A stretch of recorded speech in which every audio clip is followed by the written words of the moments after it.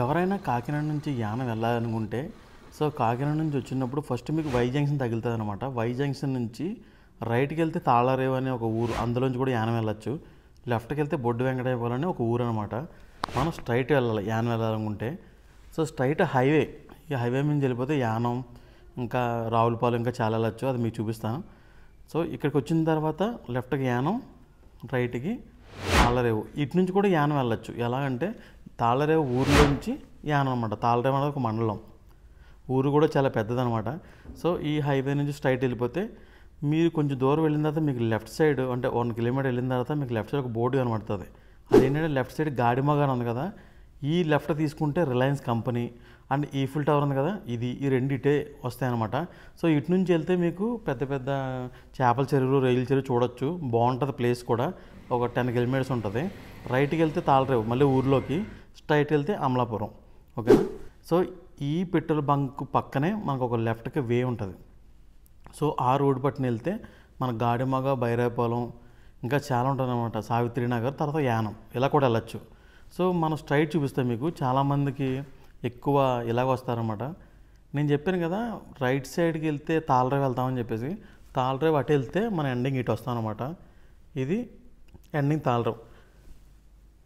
దీని నుంచి మనం హైవే కనెక్ట్ అవుతాం అనమాట. దీన్ని సైబాల్ వంతెన అంటారు. సో ఇక్కడ నుంచి మనం యానం వెళ్ళాలి. కొంచెం దూరం వెళ్ళిన తర్వాత మీకు లెఫ్ట్లో పి మల్లవరం అని చెప్పి ఒక ఊరు తగులుతుంది. అది దాటిన తర్వాతే ఒక చెక్ పోస్ట్ ఉంటుంది. ఇలా రైట్ తీసుకుని చెక్ పోస్ట్ ఉంటుంది, అది యానం చెక్ పోస్టు. సో ఇక్కడే చెక్కింగ్ అని చేస్తూ ఉంటారు. ఇక్కడ నుంచి కొంచెం ఎదరికి వెళ్ళిన తర్వాత మీకు చూడండి, లెఫ్ట్కి వెళ్తే నీలపల్లి, యానం, సుంకట్రేవ్ అని చాలా ఊర్లు ఉంటాయి. రైట్కి వెళ్తే యానం వెళ్తాం. సో మనకి లెఫ్ట్ అన్నది ఊర్లు నీలపల్లి, జాజీపేట, సుంకట్రేవు, యానం, ఈ 4 ఊర్లు. అంటే మీరు ఎప్పుడో సంక్రాంతికి వచ్చినప్పుడు కోడి పందాలు జరుగుతూ ఉంటాయి కదా డబ్బులు పెట్టి. సో అవన్నీ లెఫ్ట్లో జరుగుతాయి. రైట్కి వెళ్తే యానం, అమలాపురం, రావులపాలెం, కాపులపాలెం, ఇంకా చాలా ఉంటాయి అన్నమాట. రైట్కి వెళ్తాయి అంటే రైట్ అంటే హైవే కాబట్టి. సో మనం ఇప్పుడు రైట్ చూపిస్తాను మీకు, లెఫ్ట్కి మీకు తర్వాత చూపిస్తాను. ఎవరైనా ఇలా సంక్రాంతికి వెళ్దామంటే అలా వెళ్ళాలన్నమాట. సో మీ బోర్డులు చూసినా మీకు అర్థమైపోద్ది. ఒంగోలు, బాపట్ల, మచిలీపట్నం, నర్సాపురం, పాలకొల్లు, అమలాపురం, ఇంకా చాలా ఉంటాయి. ఇటు వెళ్ళిపోతే ఇదే రోడ్డు పట్టుని స్ట్రైట్ వెళ్ళిన తర్వాత ఒక బ్రిడ్జ్ తగులుతుంది మీకు. ఆ బ్రిడ్జ్ దాటిన తర్వాత మీకు ఒక పెట్రోల్ బంక్ తగులుతుంది, గుర్తుపెట్టుకోండి. పెట్రోల్ బంక్ ముందు ఒక లెఫ్ట్ తగులుతుంది. ఇది ఏంటంటే యానం ఊర్లోకి వెళ్తుంది అండ్ ఇక్కడ చెక్ పోస్ట్ ఒకటి ఉంటుంది. సో ఇది కూడా యానం చెక్ పోస్టే. ఇక్కడికి వెళ్ళిన తర్వాత లెఫ్ట్లో పెట్రోల్ బంక్ ఉంటుంది. ఈ పెట్రోల్ బంక్ ఎందుకు చెప్తున్నానంటే చాలామంది యానం వస్తున్నప్పుడు కారులో వస్తూ ఉంటారు. వాళ్ళకి యానంకి, ఏపీకి ఇంత రేటు డిఫరెంట్ ఉంటుంది. మీరు అక్కడ కొట్టించుకుంటే 15 రూపీస్ తగ్గుతుంది అనమాట. 1 లీటర్కి 15 రూపీస్ అంటే 10 లీటర్స్ కొట్టించుకుంటే మీకు 150 రూపీస్ అయితే సేవ్ అవుతుంది. సో అందుకే చాలా తగ్గుతుంది. ఎవరైనా కొట్టించుకోవాలంటే పెట్రోల్ ఇక్కడ కొట్టించుకోండి. ఈ లెఫ్ట్ సైడే మళ్ళీ యానం కూడా వెళ్ళి రూట్ కూడా ఉంటుంది. ఇలా లెఫ్ట్కి వెళ్ళినా సరే యానం వెళ్ళిపోతారు. ఓకేనా. స్ట్రైట్ వెళ్ళినట్టు యానం వెళ్తారు. సో నేను మీకు మెయిన్ రోడ్ చూపిస్తున్నాను. కొంచెం ఎదకి వెళ్ళిన తర్వాత ఒక 4 కిలోమీటర్స్ అయిన తర్వాత ఇలా కనబడుతుంది. ఇది మెయిన్ అనమాట. అంటే యానంకి వెళ్ళాల్సిన రూట్ ఇది అనమాట. సో ఇక్కడ యానంకి లెఫ్ట్కి వెళ్తే యానం వెళ్తాం, రైట్కి వెళ్తే వేరే ఊరు వెళ్తాం. మీకు లెఫ్ట్ చూపిస్తాం. ఇది మెయిన్ రూట్. ఇక్కడ ఎవరైనా స్టే చేయాలన్నా ఇదే మంచి ప్లేసు. సో ఇక్కడ స్టే చేయాలి.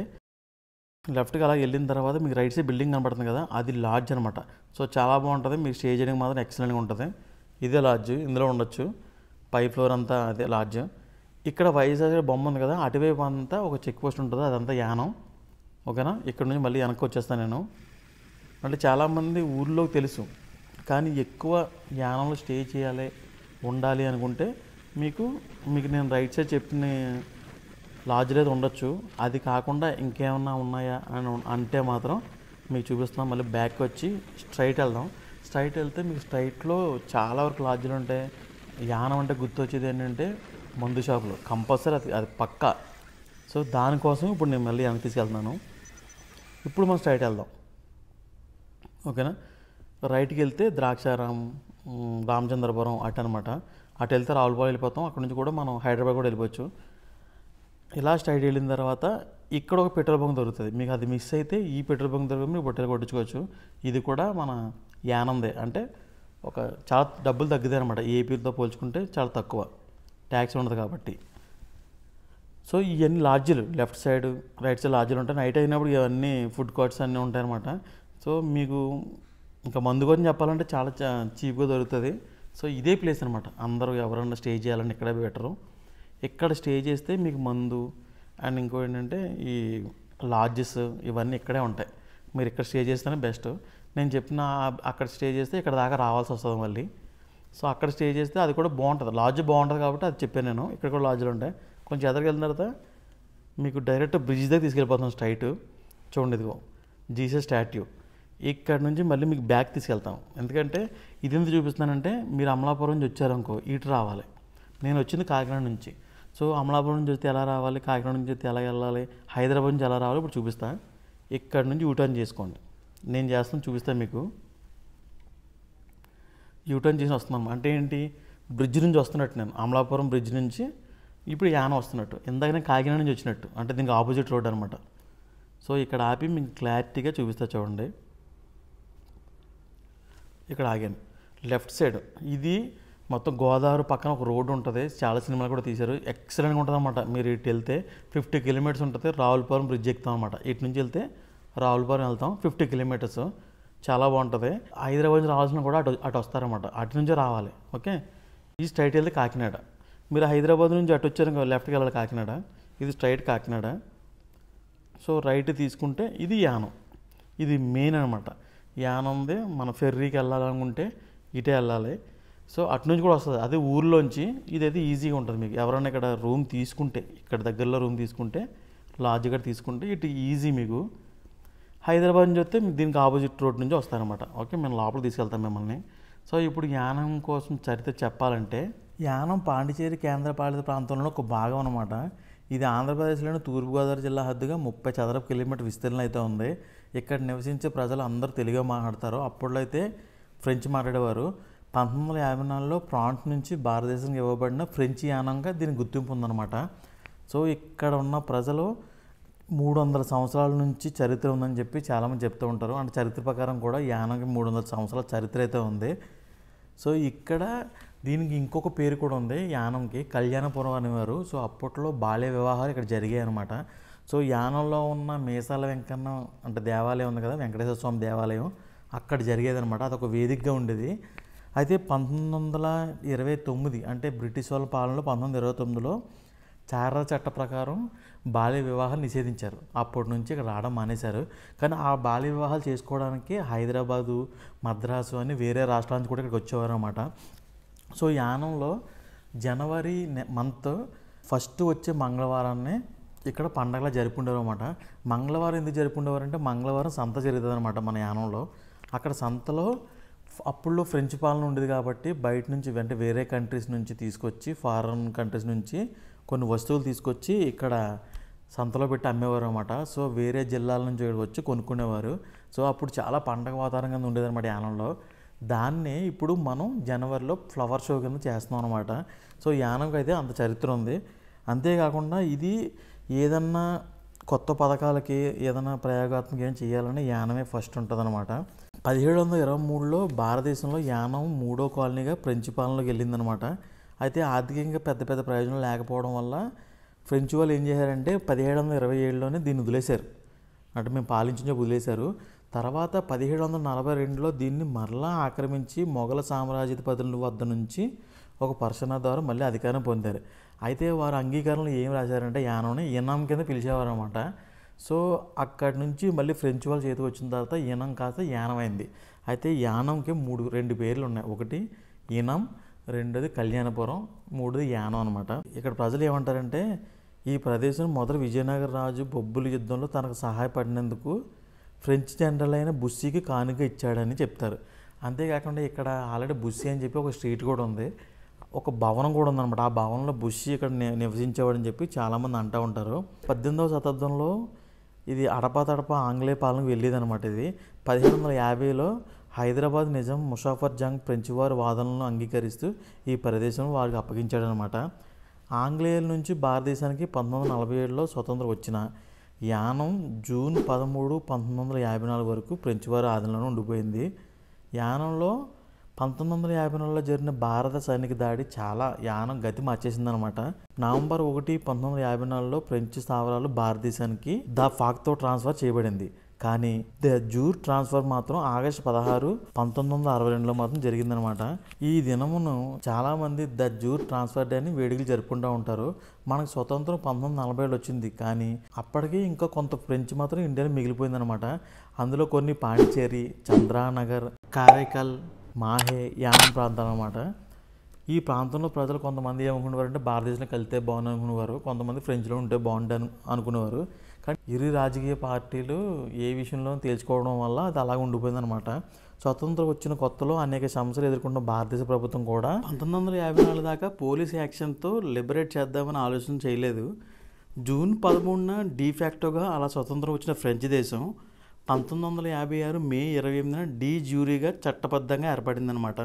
అంటే భారతదేశం మిగిలిన ఫ్రెంచ్ కాలనీతో పాటు యానం కూడా ఒక యూనియన్ టెరిటరీగా ఆవిర్భవించింది. ఈ కేంద్రపాలిత ప్రాంతానికి ఎక్కువ ప్రత్యేక సదుపాయాలు ఉంటాయన్నమాట. దానివల్ల ఈ యానాన్ని వేరే రాష్ట్రాలు కలపడం చాలా కష్టం.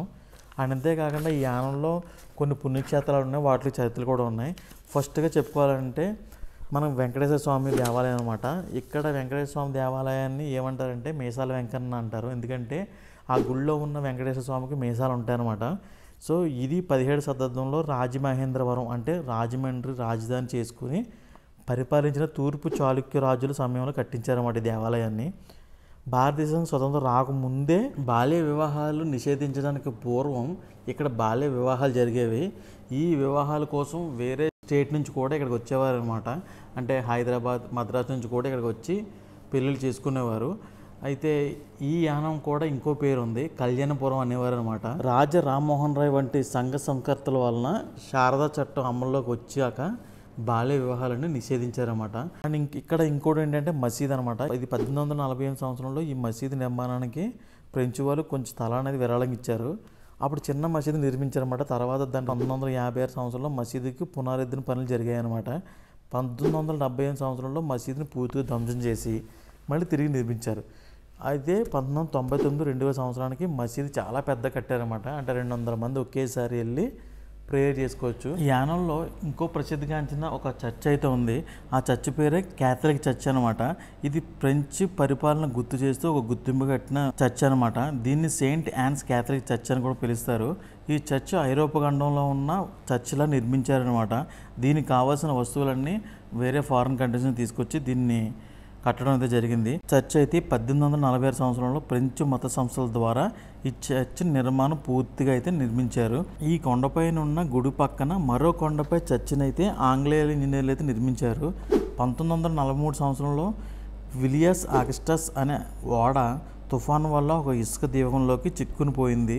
ఎంతో ప్రయత్నం చేసినా 1000 టన్నులు ఉన్న ఈ ఓడని ఒడ్డుకి చేర్చలేకపోయారు. ఈ ఓడ అదే ప్రదేశంలో ఒక సంవత్సరం పాటు అక్కడే ఉండిపోయింది. అప్పుడు అమెరికా నుంచి ఇక్కడికి ఎంపికైన స్వెన్నీ అనే ఇంజనీరు మేరీమాతకి ప్రార్థిస్తే ఆ ఓడ కొన్ని రోజులకి ఒడ్డుకి రావడం జరిగింది. సో అందుకు గుర్తింపుగా కొండపైన అయితే ఈ టెంపుల్ అయితే నిర్మించారు. ఈ యానంలో అనుకున్న చాలామంది అనేది ఏంటంటే, ఇప్పుడు జీసస్ స్టాచ్యూ చూస్తే మీకు ఏమనిపిస్తుంది? ఈ ప్రపంచంలో వండర్ 7 అనమాట. 7 వండర్లో ఒక వండర్ ఏంటంటే మన జీసస్ స్టాచ్యూ. మిగతా 6 వండర్స్ ఉన్నాయి. అయితే మొత్తం 7 వండర్లో ఈ యానంలో కట్టాలి అని చెప్పి అనుకున్నారని చెప్పి చాలామంది అంటారు. ఎప్పటి నుంచో అంటున్నారు అన్నమాట ఈ మాట. అయితే కొన్ని రోజుల్లో అంటే మిగతా పోను కట్టచ్చు అనమాట. మిగతా 6 కూడా కట్టడం అంటే ఇప్పుడు చైనా వాళ్ళు ఉంది, చైనా వాళ్ళని తీసుకొచ్చి పెద్ద చైనా వాళ్ళు అయితే కట్టరు, ఏదో అలా గుర్తింపు మనకు కనబడ్డాం అనమాట. ఈ స్టాట్యూ ఎలా కట్టారో అలా ఒక 6 కడతారనమాట. ఈ దగ్గర ఏరియాలో ఏదైనా చూడాలి అనుకుంటే ఇక్కడ నుంచి ఒక 10 కిలోమీటర్స్ దూరం ఉంటుంది అనమాట. అక్కడ ఈఫిల్ టవర్ ఉంటుంది. సో ఈ ఈఫిల్ టవర్ కూడా యానం సంబంధించిందే. అక్కడికి వెళ్ళి కూడా చూడొచ్చు. సో అది ఎక్కితే ఏంటంటే ఈఫిల్ టవర్ అంటే డైరెక్ట్ అక్కడ మనకి ప్యారిస్లోని ఈఫిల్ టవర్లా ఉండదు. ఇది కొంచెం అలా అనమాట, దాన్ని గుర్తింపులాగా అలా కడతారు. సో చూడడానికి అయితే బాగానే ఉంటుంది. నెక్స్ట్ ఏంటంటే ఇక్కడ నుంచి కాకినాడ అని చెప్పి వెళ్ళే రోడ్లో అయితే మీకు రైట్ సైడ్ కారింగ్ అని తగులుతుంది. అక్కడ RX 100 మూవీ సినిమా తీశారు కదా, అక్కడ షూటింగ్ జరిగింది. అక్కడ మడాడువులు అని ఉంటుంది. మడాడువుల్లో చెక్కలతో ఒక బ్రిడ్జ్ కట్టి ఉంటుంది అనమాట. సో దాంట్లో మనం వాక్ చేసుకుని వెళ్ళి అక్కడ ఉన్న బోటింగ్ కూడా వెళ్ళచ్చు. ఆ బోటింగ్ నుంచి కూడా మీరు ఐలాండ్లో కూడా వెళ్ళచ్చు అనమాట. అంటే కాకినాడ ఐలాండ్ ఉంటుంది, అందులో కూడా వెళ్ళచ్చు. ఐలాండ్ అయితే చూడొచ్చు, జస్ట్ మరీ అంత కాదు కానీ ఒకసారి వెళ్ళచ్చు అనమాట. అంటే కాకినాడ బీచ్ కూడా వెళ్ళచ్చు మీరు. సో ఇక్కడ నుంచి కాకినాడ సైడ్ వెళ్తే రైట్ సైడ్ కారింగ్ వెళ్ళి మడాడోలోకి వెళ్ళచ్చు. అక్కడ నుంచి మీరు కాకినాడ బీచ్ కూడా వెళ్ళచ్చు. సో ఈ రెండు చూడొచ్చు. అదే మీరు బ్యాక్కి వస్తే దీని పక్కనే ఉన్న అమలాపురం వెళ్ళారంటే ఇటు సైడ్ కూడా సముద్రం ఉంటుంది.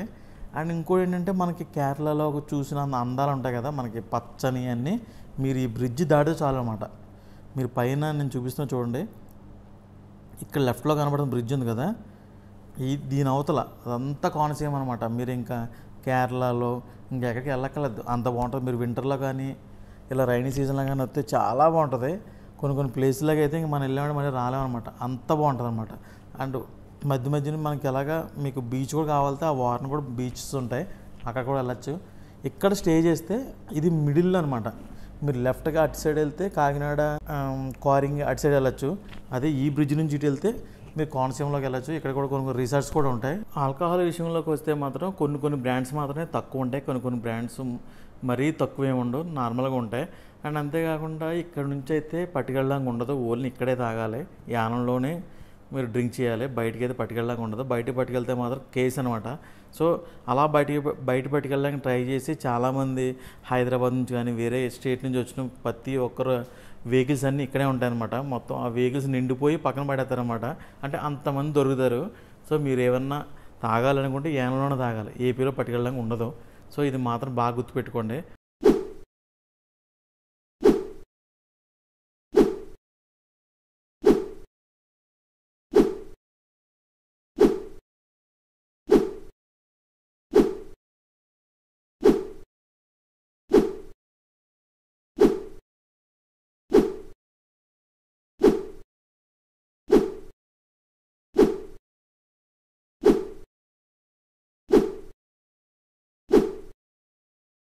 ఎలాగైనా పట్టుకెళ్తానంటే మీ వల్ల కాదు, ఎందుకంటే చుట్టుపక్కల ప్రతి ఏరియాలో చెక్ పోస్ట్ ఉంటాయి. సో అక్కడే తాగాలి, అక్కడే ఎంజాయ్ చేయాలి, అక్కడ నుంచి వెళ్ళిపోవాలి, అంతే గుర్తుపెట్టుకోండి.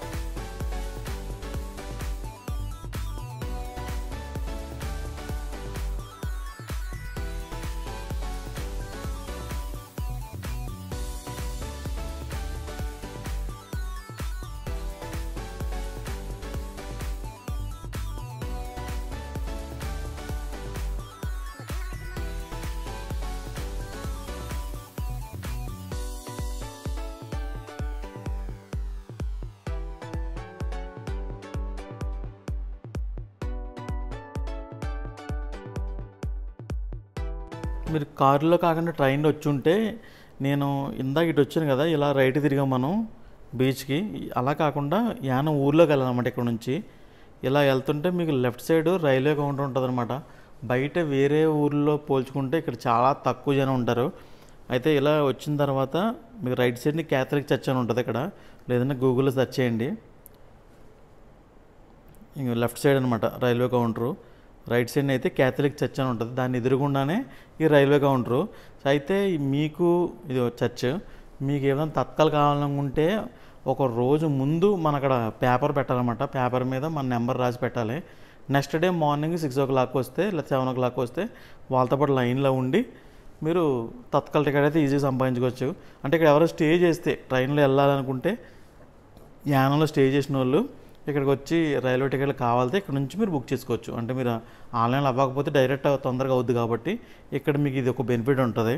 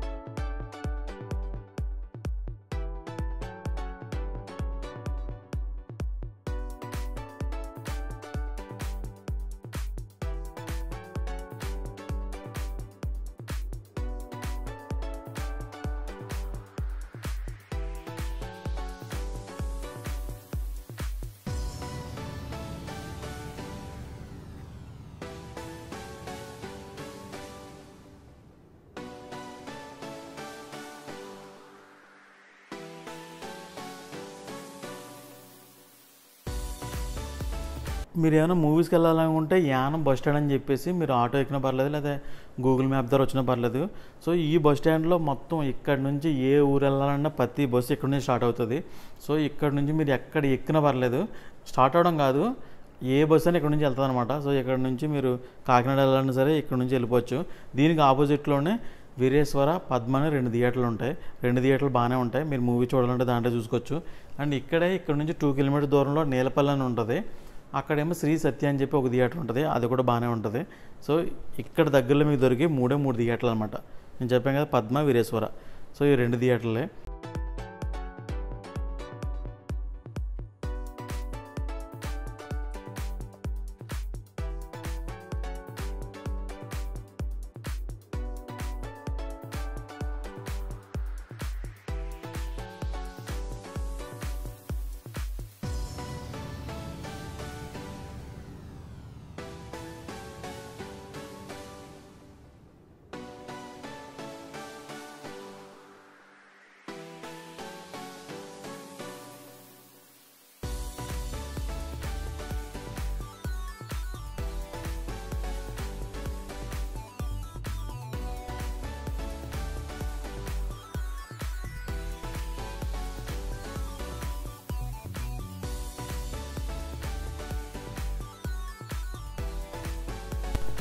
ఇదంతా ఎందుకు చూపిస్తున్నానంటే, మీకు స్టార్టింగ్ చెప్పాను కదా, యానం ఊర్లోకి వెళ్ళినప్పుడు హైవే నుంచి మీకు లెఫ్ట్ సైడ్ మీకు వైఎస్ రాజశేఖర స్టాట్యూ కనబడింది కదా.